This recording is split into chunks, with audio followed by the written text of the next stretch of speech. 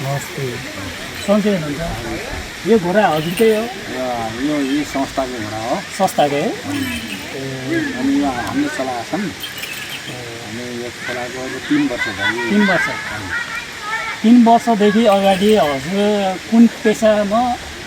आबद्ध हुनुहुन्थ्यो हामी योभन्दा पहिले अर्कै पेसामा थियौँ हजुर हजुर त्यसपछि यहाँ चाहिँ यो घोडा लिनुभयो हजुर समितिहरूले समितिले ल्याएपछि यो घोडा चलाउन कहिले सक्छ ल आउनुहोस् तपाईँहरू भनेर भन्नुभयो र हामी आयौँ हजुर हामी यो घोडामा चलायौँ अनि यो घोडा चलाउँदा पहिले राम्रो चल्यो अहिले चाहिँ मान्छे धेरै मान्छे बसिसक्नु भयो यसमा अब चाहिँ चल्नु त शनिबार यताउता छुट्टीको दिन चल्छ अनि पछि लगभग 1000 चाहिँ 900 1000 यस्तो हुन्छ शनिबारमा बढी हुन्छ 3 वर्ष अगाडि जो त्योदेखि अगाडिको लाइफमा कहिले जीवनमा घोडाहरू कुदाउनु भएको थियो अनुभव थियो अनुभव थियो हामीलाई अनुभव थियो गाउँमा घोडाहरू थियो हजुर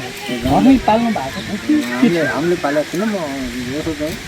अरूको घोडाहरू हामीले चलाउने त्यसो भए युवा अवस्थामा त घोडा त खुब कुदाउनुहुन्थ्यो होला हामीले कुदाउँछ तर है अहिले चाहिँ घोडा चढ्नु पऱ्यो भने कसरी छ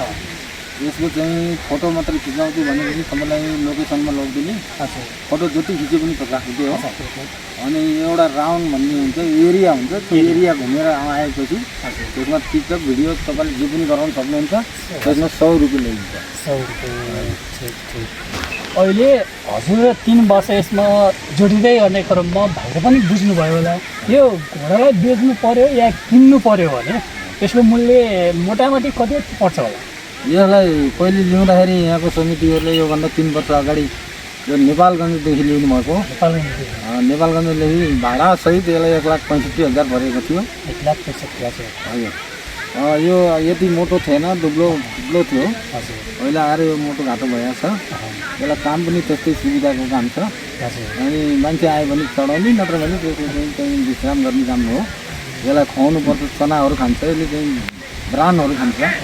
अनि यसलाई कहिले काहीँ भेली खुवाउनुपर्छ अनि चना खुवाउनुपर्छ डेली